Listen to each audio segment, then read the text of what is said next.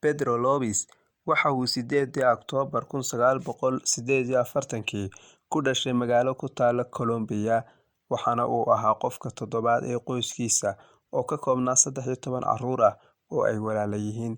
Ninkani oday ayaa uu ahaa, oo isaga oo uurka ku jira ayuu aabbihii allaysay.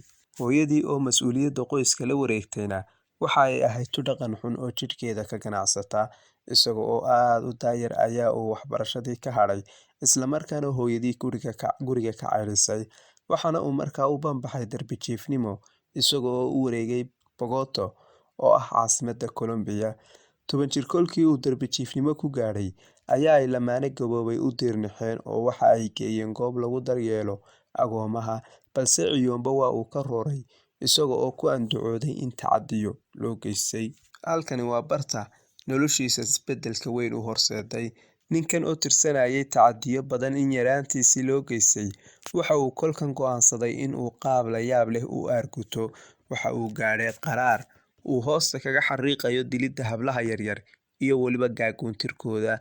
Baxsashadiisa kadib waxa uu sannado kale kusii noolaa xayaatadiisii iskorisnimada ahayd, balse goortii uu 20 jir gaadhay ayaa ay boolisku soo taxaabeen iyaga oo ku eedeeyay in uu baabuur xaday.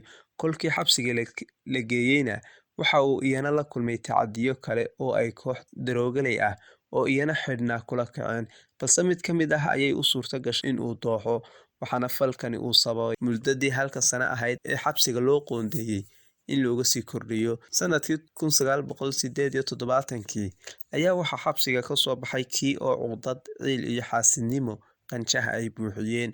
Waaba isaga oo cuqdad u qaaday dadka oo dhan, kuna madax adag fulinta go'aankii uu yaraantiisii qaatay si uu malaha u dabargooyo warshadda taranka bini'aadamka, isaga oo naawilaya dunida dad dambe in aanay kusii dhaqnaan.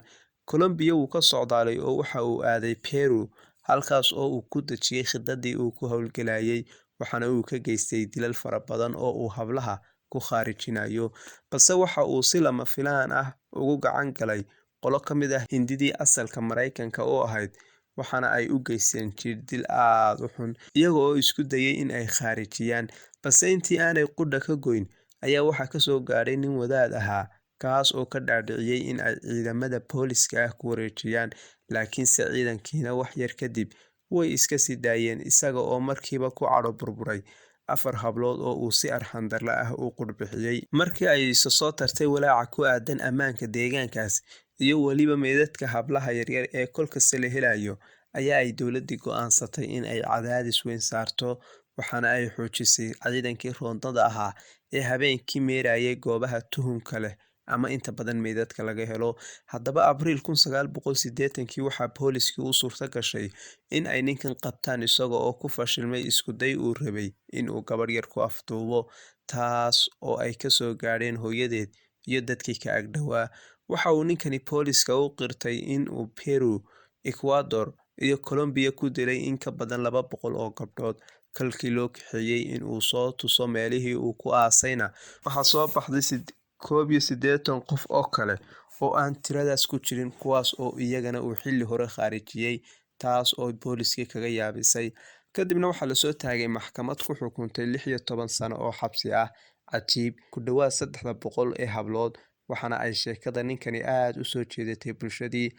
Haddaba xukunkaas kolkii lagu riday ayuu nin ka mid ah saxafiyiintii dilaagan weydiiyey bal in uu iska qoomameynayo jariimooyinkii uu geystay, waxaana uu ugu warceliyey, marka ugu horreysa ee aan xabsiga ka baxaba waxa aan sii wadan doonaa dilidda hablaha yaryar, waxaana aan xiise u qabaa in aan mar kale gabadh yar oo beri ah luqunta jabiyo, maxaa yeelay tani waa arrin ay waajib igu tahay samaynteedu.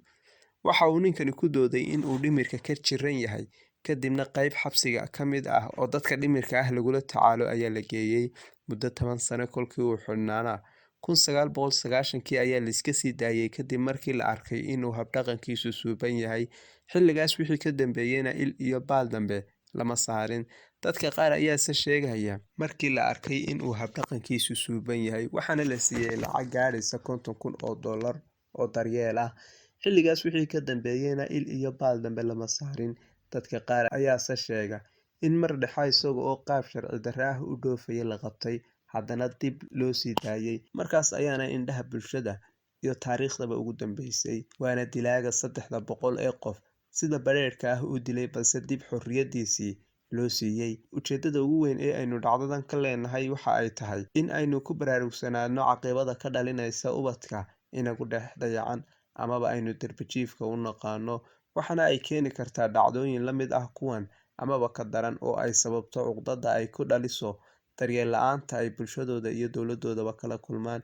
Waxaa jira bulsho badan oo rayid ah, dhalinyaro iyo qurbo joog arrintaas dareensan, kuwaas oo wada dadaalo xereyn iyo waxbarid darbijiifka loogu sameynayo, balse ma aha kuwo wax weyn ka taraya baahida jirta.